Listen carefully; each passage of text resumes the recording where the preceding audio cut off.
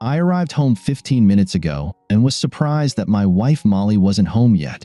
She often stayed late at work a few times a week, but usually she would still get home before me and have dinner ready by the time I walked through the door. I grabbed a beer and was about to call her about dinner plans when she beat me to it. My cell phone rang. "Hi, dear. Are you still at work?" "Yes, Jack, but we're leaving now. I have a surprise for you that I think you'll like. At least, I hope you will. I certainly will like it. We need to talk when I get home, so please be there and ready to chat when I arrive.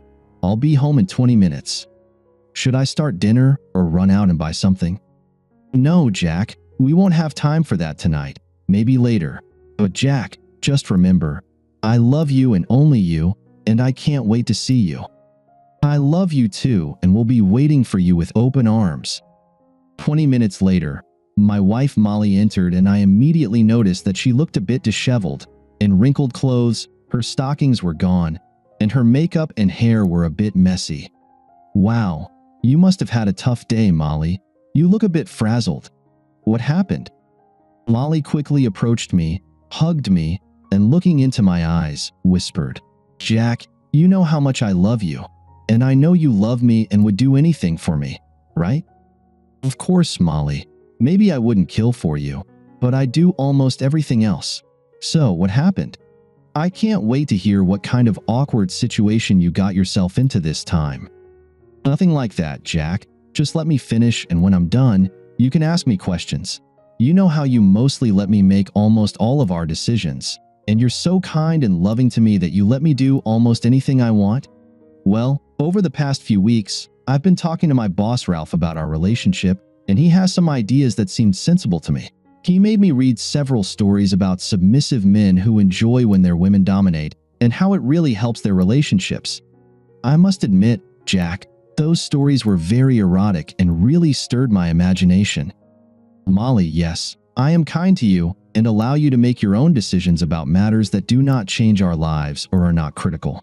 But if you remember, in matters such as which house we buy, which cars we purchase, how we invest our money, and major financial decisions, I am the one who decides. However, I do admit that I enjoy letting you make decisions about things that are important to you and make you happy, such as vacations, which movies to watch, which restaurant to go to, and even what clothes I should wear. But I don't think that makes me submissive. I just love you and want you to be happy. My dad told me that the secret to a happy and stress-free marriage is not to worry about the little things. Then he reminded me that almost everything is a little thing, and life should be lived as positively and happily as possible." "Okay, Jack, but I still think my boss was right when I compared you to him. He is assertive, powerful, and takes what he wants. People bow to his strong personality and do what he decides, not the other way around. He explained to me that he is an alpha male, dominant and at the top of the hierarchy, whereas people like you, although loving and kind, are more beta males and enjoy being dominated and submitting. They might not know it yet, but they have that quality, and it's waiting to come out." "Well, I think that's some third-rate pop psychology nonsense, and I completely disagree, but what are you getting at?" When I said this, I saw a hint of guilt, and the confidence with which she was speaking began to fade a bit. "Jack, my boss told me he is going to dominate me in bed and love me in a way I've never been loved before. He has a big dignity, and he brags about knowing how to use it. He's been making me feel it in his office for the past few weeks, and I have to admit, it's huge. I know it was wrong, and I probably crossed a line that a young married woman should avoid, but it really excited me, and I've been fantasizing about him for the past few weeks, imagining him seducing me in the office. He explained to me that you might actually enjoy knowing I'm with him, that you, being submissive, might even want to watch, and even if not, we'll have the most incredible sex of our lives when I come back to you after having dirty sex with him." I looked at her, expecting some punchline, but suddenly realized she was serious and that she was telling me she had really felt him and who knows what else. "What the hell, Molly? You must be joking. How could you think I would be okay with this?" "Jack, I know you love me, and I know you want me to be happy. I'm convinced that this will take our love and our sexual life to a completely new level." "Molly, are you telling me that you had sex with your boss? What the hell were you thinking, Molly?" "Oh no, Jack, I would never cheat on you." Bullshit, you already did. You've had intimate conversations with Ralph, and you already told me that you've touched him. Did he have sex with you? She lowered her eyes and, unable to look at me, said, No, Jack, not yet. He did finger me in the car on the way here, and he's waiting in the driveway so we can talk about this, and then he plans to come up to our bedroom and we're going to have sex. You can watch if you want. Ralph would like that. But if not, when we're done, you can come and get me, and I'll have a treat for you, letting you do anything you've ever dreamed of. Are you kidding me? He's outside right now, and you believe his nonsense? The thought of being with you after you've been with him makes me want to vomit. And what now, Molly, since I'm saying no and demanding that you send him away? Well, don't let me hold you back, Molly. I see that you'll do this regardless of what I say. If not now, then soon, maybe even without telling me. Anyway, you've already cheated on me, so go upstairs and get ready. Her look, full of guilt and shock at my statement, made her pause, but then she turned to leave. On the stairs, she turned back and said, You'll see, Jack. It's going to be epic. Yes, Molly, it will be epic. You have the right to do this. After she went upstairs, I rummaged through her handbag and took her car keys, house keys, and phone. From her wallet, I took our joint credit card, then went to the kitchen and grabbed a kitchen towel from the linen drawer and some zip ties from the tool drawer. I also grabbed a very large carving knife and went outside to meet Ralph. Ralph was sitting in his car in the driver's seat, reading his phone. When I approached, he lowered the driver's window and said, All right, little Jack, I suppose your wife told you? Don't worry, I'll still let her have sex with you, at least for now, until she is completely under my control. You'll enjoy. I didn't let him finish his last statement. I put my whole body into the angriest, most vicious left hook I could muster and punched him square in the nose. The satisfying crunch confirmed that I had done some damage. I handed him the kitchen towel and said, Here, you might need this, Ralphie. He quickly brought it to his nose, and as he did, I wrapped a zip tie around his left wrist, pulled it up, looped it around the headrest bar, and tightened it securely. Then I opened the car door and delivered another left hook, this time aiming for his supposed big size. He doubled over in the seat, curling up as much as he could with his left wrist tied to the headrest, grabbing the steering wheel with his right hand and screaming in pain. I immediately took the opportunity to zip tie his right hand to the steering wheel. I leaned into his face and said, So, the big, strong, dominant alpha male has issues with self-assertion? What a pathetic sack of crap. You have misjudged this situation as badly as possible, and you will learn from your mistakes. Unfortunately for you, Molly is expecting something epic, so let's give it to her. I picked up a water hose that was lying in the grass. Attached to it was a perfectly fitting steel spray nozzle. I swung it and shattered the side window into a mass of shards, scattering them across the seat and floor of the car. Then I went to the front of the car and struck the windshield. Although I didn't manage to break it, I filled it with cracks and dents, as if the car had been hit by golf ball-sized hail. I smashed the headlights too, which gave me immense satisfaction. I returned to the driver's window and, laughing, said, I think you might need to do some work on your car. Then I pulled the knife from my back pocket, quickly leaned into the car, and pressed the knife to his neck. In my most menacing voice, I hissed, How many times have you slept with my wife, trying to convince her that I would let this happen? I saw the fear in his eyes as he stammered, Only twice in the last few weeks. It meant nothing. It was just sex for both her and me. Just let me go, and you'll never see me again. I looked at him as if he were some pathetic form of scum. I'm not going to kill you, at least not right now. But if I hear anything from the police, or if I have any other problems regarding our little conversation today, then I will come back to find you. If you go to the police, I will most likely go to jail. Maybe I'll get out on bail, maybe not. Maybe I'll serve some time, maybe not. Either way, at some point in your future, I will find you. Maybe in a parking lot on your way to your car. Maybe in an elevator at work. I will find you, slit your throat, and spit in your face while I watch you die. It's your choice. This could be the last time you see me, or you can keep looking over your shoulder for the next week, month, or year until the time comes to end you. With these words, I leaned over him, stabbed the knife into the passenger seat, and said, "Your lover Molly will need this to free you so you can get rid of her. Or maybe she'll take you to the emergency room. Whatever, just make sure you get her out of my sight." I went into the house, and when Molly heard the front door close, she called from the bedroom, "Is that you, Ralph? Come and take me. Did you sort things out with Jack?" My first thought was, what an incredible fool. Who was this woman? I replied, "Molly, Ralph is in the car. He wants you to go out and talk to him. It seems he might have changed his mind." A minute later, Molly came downstairs, dressed in the lingerie I had bought her and a robe she had thrown on. "What happened, Jack? Did you reassure him that everything was okay?" "Molly, I assured him that his future depends on his actions. You should probably go out and talk to him." She looked at me in confusion and said, "Jack, please remember that I love you, and this will make us stronger." "Of course, Molly. I already feel stronger." She smiled and walked out the front door, and I immediately locked it behind her. I went to the garage and pressed the button to open the garage door, and as I headed upstairs, I heard her shouting, "What have you done? Jack, come here." I ignored her words, went up to the bedroom, and pulled out one of our suitcases. I grabbed a good handful of clothes from her drawers, including lingerie, bras, and socks. I took some t-shirts, jeans, and sweaters from her closet and put them in the suitcase. Then I went to the bathroom and threw in as much of her makeup and other stuff as I could fit. I returned to the closet and grabbed a pair of her tennis shoes. I went to the guest bedroom at the front of the house, opened the window, and shouted, "Molly, over here. You might need this."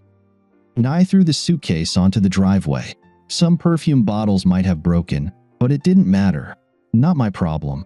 Then I threw the tennis shoes, aiming for her head, but she managed to dodge. "Jack, please, what are you doing? I was sure this was what you wanted." "I'm sorry. I didn't mean to make you angry or hurt you. I can't believe how cruel and vicious you were to Ralph. For God's sake, he's my boss. Please, Jack, let me in, and we can discuss how to get through this." "Molly, I can't even begin to tell you how ridiculous you've sounded since you came home with your little scheme to turn me into your cuckold. I wonder if you've had a stroke, or if you're on drugs, or maybe I just never knew how shallow and pathetic you really are. Whatever the case, it doesn't matter right now. I want you to get the hell out of here. Take your lover to the hospital, but on the way, make sure to ask him what will happen if I hear even one word about today's events from the police or anyone else. I will pack the rest of your things in bags, and you can tell me where to leave them, but never dare to come back to this house again." With these words, I slammed the window shut, went downstairs, opened the front door, and threw her handbag at her head. This time, at least, I hit her in the chest. Before slamming the door shut, I couldn't resist adding, "Is that enough for you, Molly?" I locked the door and went to the kitchen to open my second beer of the day. I realized that I needed to talk to my lawyer immediately in case the police got involved. I also needed a recommendation for a good divorce attorney. I went to the front window and saw Ralph shouting and cursing at Molly as she cut the zip ties. She put her suitcase in the trunk. He got out, moved to the back seat, and lay down, while she got into the car, crying and looking like she was in shock as she reversed and drove away from the driveway. As the adrenaline in my system subsided and I began to relax, I was utterly shocked by what had happened, by how my wife had gone so far off the rails. I was amazed and somewhat frightened by what I had done to her boss in a fit of rage. I had been too close to slitting his throat, and now I realized he simply wasn't worth it. I laughed when I thought about the crap he fed her, claiming he was an alpha and I was a beta. Being a nice, agreeable guy and letting my wife have the final say in making good decisions was out of love and a desire for a happy life. A happy marriage for life. But she completely misunderstood my kindness, thinking I was a submissive beta personality who would let her cuckold me with a jerk like Ralph. Wow, I didn't see that coming at all. For the next few days, Molly stayed away from home. I kept getting calls from unknown mobile numbers, and I assumed it was Molly since I had confiscated her phone. Finally, she left a voicemail, begging me to call her back at that number so we could discuss everything. I knew it was only a matter of time before I had to face her, and since the police hadn't shown up to arrest me, I thought I had dodged a bullet and now needed to finish this sordid business. I called Molly and told her to come over in an hour so we could talk. I hung up, finished packing everything in the house that I thought belonged to her, and sat on the porch waiting for her. Molly pulled up in her car, which she had obviously picked up from work. I didn't know if she had been staying with Ralph, her parents, friends, or in a motel, and I was somewhat surprised at myself for not really caring where she had been. She got out of the car and waved hesitantly before approaching and sitting next to me on the porch steps. Her face showed a range of emotions, including some fear, shame, guilt, and apprehension. Her face looked swollen and blotchy, indicating to me that she had been crying a lot and sleeping very little. She looked at me shyly. "Jack, I'm so sorry for what I did. I don't know how I let Ralph convince me to suggest that I have sex with him, assuming that you're submissive and would enjoy it. I've been reflecting on the past few weeks and can't understand how I fell for all that nonsense. I suppose it was his dominance and insistence on how it would be so good for us, and how I would have the best sex of my life, both with him and with you after him. You must think I've gone crazy, and maybe I was for a while. But Jack, now I'm back, and I love you and want only you. I beg you to forgive me, and I promise to be the best wife you could ever have and spend my life making it up to you." So, Molly, how was Ralph in bed? Did you have the fantastic moments you dreamed of? What did his massive tool? Stop, Jack. After that, I never touched him again. And he's so scared of what you said that he fired me and doesn't want to come near me. Besides, he spent 2 nights in the hospital after what you did to him. He made up a story about a robbery, and we both stuck to that story so you wouldn't get into trouble. Well, at least he did that, right? What do you want, Molly? Jack, I want you. I want to come back home and be your wife for the rest of our lives. I want you to forgive me. I'll do anything to make it up to you.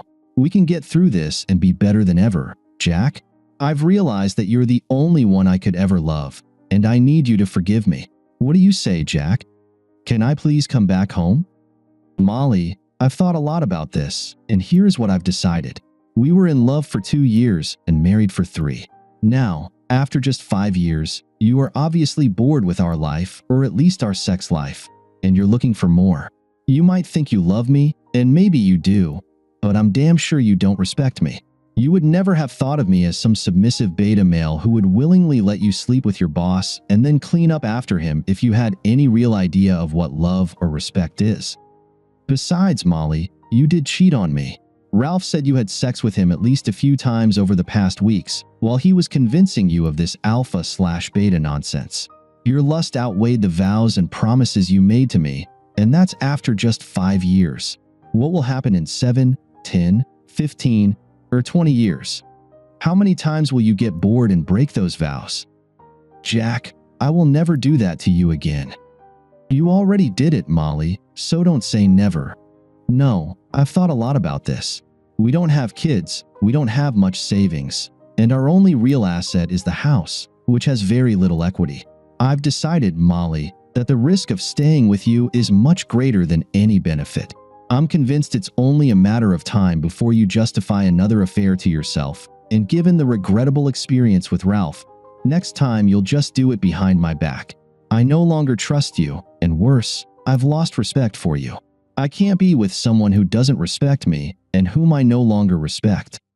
Molly began to cry as I explained my decision, and now she was sobbing as I told her we were finished. Molly, we're getting a divorce. You'll keep your car, and I'll keep mine. We can split our savings and sell the house. We're both still young, and I hope to start over with someone who will love and respect me for who I am. I've already hired a divorce lawyer, so we can do this amicably, or you can hire your own lawyer. Now let's load your things into the car, and you can leave and love as many alpha males with big sizes as you wish. I'll start moving out next week so we can put the house on the market. No, Jack. No. You have to forgive me. I need you. I love you. I really do respect you. It was just a mistake I was drawn into. You have to forgive me. Molly, I'm sorry, but I've said all I have to say. Now it's time to move on with our lives. And if our paths cross in the future, let's just be polite and say hello, but keep walking, and I hope you find what you need. With that, I started loading her things into the car, and when we were done, I just looked at her, said goodbye, went into the house and closed the door on our marriage. Thank you for listening until the end.